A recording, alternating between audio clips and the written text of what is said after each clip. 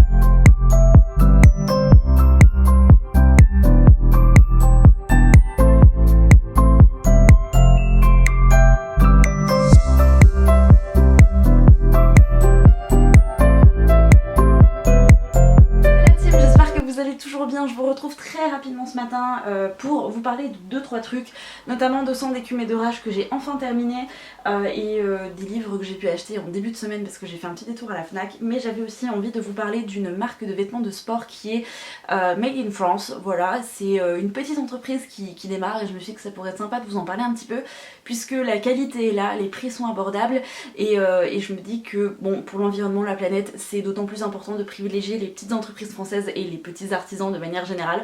Donc voilà, je sais que vous êtes nombreux et nombreuses sur cette chaîne à pratiquer pas mal de sports différents à côté, à faire notamment les programmes de Cécimua.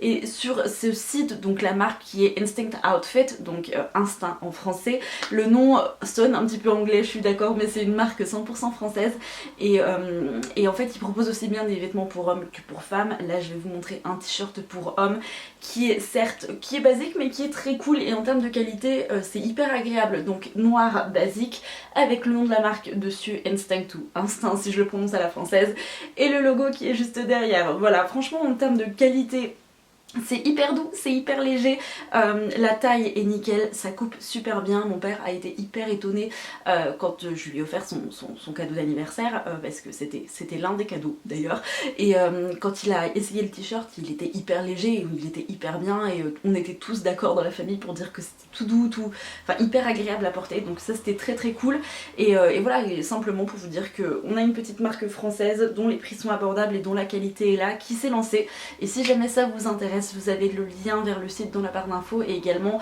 vers le profil Instagram. N'hésitez pas à aller les suivre et à les regarder. C'est toujours, je pense, bien de valoriser. C'est toujours bien, ouais, c'est toujours bien de... Je manque de vocabulaire, je n'ai pas bu de café encore. C'est toujours bien de privilégier et de valoriser les petites entreprises et les petits artisans français. Donc voilà, ça me tenait à cœur de vous en parler. Je passe très rapidement au livre que j'ai acheté en début de semaine. Donc j'ai acheté Novels de Anita Ragans qui est paru aux éditions Addictive. Je veux le lire en lecture commune avec Ali et Kimi, on s'est prévu ça pour cet été, je pense peut-être fin juillet, début août, je ne sais plus, je crois qu'on avait dit début août, date encore à planifier. Je ferai aucun commentaire sur cette couverture, je ne comprends pas l'intérêt, le bénéfice qu'il peut y avoir si c'est vraiment véritablement vendeur de mettre un mec torse-poil qui est absolument cliché et stéréotypé et qui ne représente pas du tout le livre en couverture, voilà, mais je pense qu'on a déjà eu ce débat là, mais si jamais vous avez la réponse à cette question, je suis très preneuse, puisque dans cette histoire on va suivre Iris, qui est une jeune femme qui débarque dans une nouvelle fac, qui veut rien avoir à faire avec la meute, qui est en fait un groupe de mecs hyper populaires sur le campus, qui vont se mettre à recruter de nouvelles personnes pour intégrer leur bande, et Iris, elle ne les connaît pas, elle veut rien avoir à faire avec eux, sauf que Tucker, qui n'est autre que le leader, il me semble, de la meute, a jeté son dévolu sur elle, et du coup elle va se retrouver plus ou moins mêlée à lui, il y a un truc comme ça, donc ça avait l'air cool. Vous avez été très nombreux sous mes dernières vidéos à me dire que c'était génial, qu'il fallait absolument que je le lise, que j'allais surkiffer, donc écoutez, ça y est je l'ai et celui-là il sera lu cet été. J'enchaîne très rapidement avec une réédition d'un des romans de Jack Christophe, donc c'est La Guerre du Lotus, le tome 1, Storm Dancer, qui vient de sortir chez Big Bang, donc chez Castlemore.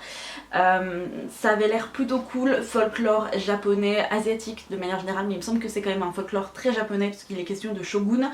Le shogun c'était le général militaire qu'on avait à l'ère d'Edo notamment, je sais pas si c'est un titre qui était employé par la suite, probablement que oui, je ne veux pas dire de bêtises donc je vais me taire de ce côté là et j'en dirai pas plus.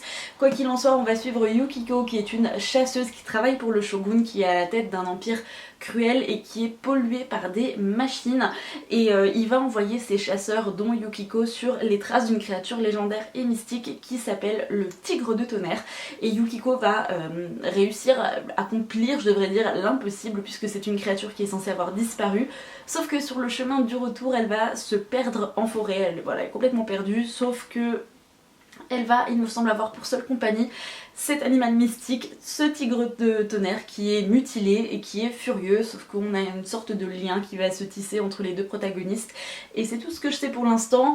Il était au prix de 10 €, c'est pour ça que je l'ai pris et que ça valait grave le coup, et ils font la réédition, je pense en toute sincérité qu'ils doivent se dire c'est pas mal avec Nevernight, Jack Christophe, il est en train de cartonner à mort, et puis pareil pour Aurora Squad finalement, même si c'est un livre écrit à 4 mains, donc pourquoi pas rééditer des histoires de Jack Christophe. Donc voilà, le tome 2 devrait sortir le mois prochain il me semble, et il avait l'air plutôt cool. Peut-être que je vais l'emmener avec moi celui-là, j'ai un petit doute parce qu'il y a d'autres livres qui me tentent. Je vais vous parler maintenant très rapidement de Sang d'écume et de rage d'Alexiane de Lys que j'ai enfin terminé hier soir. Il y avait des longueurs. Il y a des passages que j'ai lus en diagonale parce que je ne les trouvais pas hyper intéressants, alors qu'à côté il y a énormément de potentiel dans ce bouquin. Il me semble que c'est ce que je vous disais en début de semaine, c'est-à-dire qu'on a une héroïne qui est hyper intéressante, qui devient de plus en plus sarcastique, qui a de plus en plus de répartie et on voit son évolution. Le seul truc qui m'agace un peu, c'est qu'on a une sorte de glorification de la beauté due aux créatures mystiques qui sont développées et dont les mythes sont retravaillés dans cette histoire et qui sont mêlés au folklore breton, et je trouve que c'est hyper intéressant, mais cette glorification de la beauté m'a quelque peu gênée au début. C'est vraiment sur la fin qu'on a une petite morale par rapport à ça et je me dis que c'était pas trop mal, mais elle aurait pu arriver bien avant, et j'ai trouvé que ouais, c'était typiquement l'héroïne qui est hyper laide, hyper voilà, qui est pas à l'aise avec son corps, et voilà, tout le monde la trouve vraiment hideuse, et voilà, c'est vraiment le vilain petit canard, et puis d'un seul coup, bim, ça devient un canon de beauté. Bon, pas pour autant qu'elle s'accepte pour le coup, mais enfin, après c'est le titre du bouquin, c'est Métamorphose, je suis d'accord, d'autant plus avec les créatures légendaires qui sont développées dans cette histoire. Pour autant, j'ai trouvé que c'était redondant, j'ai trouvé que c'était du déjà vu en termes de schéma narratif. On a des pics, on a des protagonistes secondaires qui sont excellents. J'ai adoré la tante de Perséphone, pardon, qui est notre héroïne du coup, qui elle est complètement barrée, complètement loufoque, et qui est géniale, hein, pour le coup. J'adore sa répartie et c'est un personnage qui est extrêmement touchant. J'ai aimé découvrir cet univers qui n'est pas commun et qui est très bien abouti, qui est très complet, et j'ai trouvé que les explications n'étaient pas forcément lourdes quand on a des moments de répit entre guillemets, parce que le propre d'Alexiane de Lys c'est de nous mettre une histoire où il y a énormément d'action. Si vous avez lu Les Ailes d'Émeraude, en tout cas c'était beaucoup ça sur les 3 tomes, il se passait toujours quelque chose. Là on va de péripéties en rebondissements, en révélations qui vont nous amener à d'autres péripéties, et c'est plutôt bien amené, ça reste logique. Après ça reste une sorte de Wayek qu'on a déjà vu, c'est ce que je vous disais en termes de schéma narratif. Il y a des choses que j'ai vues à des kilomètres et des kilomètres, et de ce côté là j'ai trouvé qu'on n'avait pas peut-être suffisamment de rebondissements, et c'est ce qui m'a laissé un petit peu sur ma faim. Au fur et à mesure de ma lecture, je trouvais plein de points positifs, mais je sais pas, il me manquait ce petit truc pour que ce soit un coup de cœur. Coup de cœur qui a été le cas pour bon nombre de lecteurs et de lectrices, et tant mieux en fait finalement, mais pour moi ça l'a pas autant fait, et par contre je lirai la suite parce que je suis intriguée forcément. C'est un très bon premier tome, mais c'est vrai qu'il me manque un petit truc. Je sais qu'il y a quelques petits mots de vocabulaire comme daronne ou un genre de choses qui ont pu gêner certains. Moi ça m'a pas trop gêné. J'ai trouvé que ça collait très bien avec le personnage de Perséphone en fait finalement, qui évolue. On a un début de romance qui prend vraiment forme sur la fin, et je me suis dit que c'était pas mal parce que ça vient pas empiéter sur le folklore breton qui est vraiment mis en avant dans ce premier tome et l'univers du coup qui en découle, et j'ai trouvé que globalement c'était une bonne lecture. Voilà, donc je suis assez contente de l'avoir lu. Là pour le coup je ne sais pas encore quel livre je vais emmener avec moi. Je pense que je vais emmener Try Baby. Donc oui, je pense que je vais emmener Try Baby, c'est ce que je vous disais, c'est de Lou Marceau, qui est une romance, donc rien à voir avec De Sang d'écume et de rage, et celui-ci je sais que je vais le lire très très vite, et je pense que je vais emmener un deuxième livre, peut-être le tome 2 de Faith Ethereal, que je dois lire parce que c'est un service presse quand même, et voilà, donc je pense que je vais emmener tout ça, et je vous ferai des petits updates pour la fin de semaine, et je pense que de toute façon j'arrêterai le vlog samedi, et j'espère que j'aurai au moins lu un autre livre cette semaine. Voilà, mais je pense que Try Baby il ne va pas faire long feu, donc je vous embête pas plus longtemps. Je vais finir de faire ma valise, enfin mon sac du coup, parce que je pars 2 jours et demi, et puis voilà, on va pas ouais voilà, je vais pas chercher midi à 14h. Je vous souhaite à tous et à toutes de passer de très belles et bonnes lectures, et je vous retrouve un peu plus tard.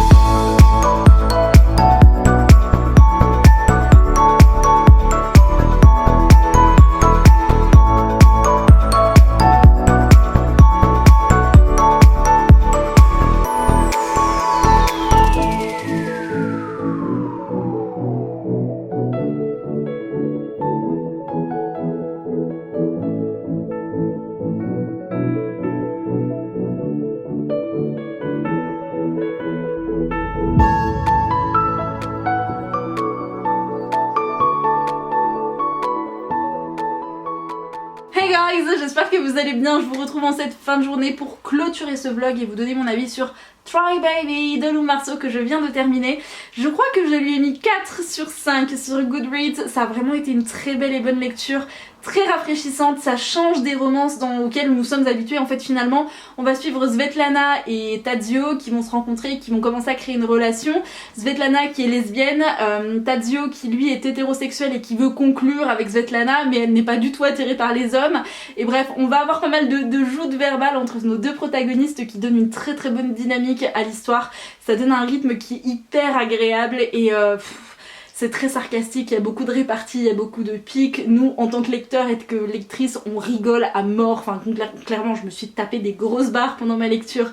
Et j'ai trouvé que c'était excellent, j'ai trouvé que les personnages étaient bien dosés, ils sont pas trop lourds, ils sont pas trop clichés non plus. Et j'ai trouvé que c'était franchement une très bonne chose, on tombe vraiment pas dans les clichés, dans les stéréotypes et franchement ça rafraîchit beaucoup en termes de romance parce qu'il y a beaucoup de choses qui ont déjà été vues et revues et finalement c'est un petit peu toujours les mêmes choses que l'on retrouve dans ces histoires là. Ce n'est pas du tout le cas ici et j'ai trouvé que c'était hyper intéressant de parler de la sexualité, de l'orientation sexuelle comme étant quelque chose qui évolue et qui n'est pas arrêté et qu'on peut toujours découvrir plein de choses, qu'on peut toujours découvrir son corps, qu'on peut toujours découvrir enfin voilà, des choses qui peuvent nous plaire, qui ne nous plaisaient pas forcément avant et je me suis dit que c'était un très beau message qui était véhiculé en fait finalement et c'est bien développé. C'est pas lourd, c'est pas pesant, c'est pas maladroit, j'ai trouvé que c'était plutôt intéressant et que c'était plutôt bien fait dans l'humour, dans la répartie et finalement avec plus ou moins des histoires qui peuvent être prises un peu comme témoignage et j'ai trouvé que c'était... Ouais, j'ai trouvé que c'était bien amené en fait et enfin je sais pas, si vous n'avez pas encore lu Try Baby, je vous le conseille à 100%. Je crois que c'est le premier roman de Lou Marceau que je dois lire. Je sais qu'elle a écrit So What, que j'ai pas lu du tout et je sais pas s'il en a écrit d'autres que j'aurais déjà pu lire. Faut que je me renseigne. Son nom ne m'était pas inconnu mais je sais plus si j'ai lu une de ses romances ou pas. Je sais qu'elle en a écrit plusieurs. Enfin voilà, bref, je vais pas vous en dire davantage à part foncez pour lire ce livre qui est extrêmement prenant, c'est une belle pépite et qui vous fera passer un bon moment cet été. Donc voilà, je vais pas m'attarder non plus dans ce rush de vidéos qui va venir clôturer ce vlog.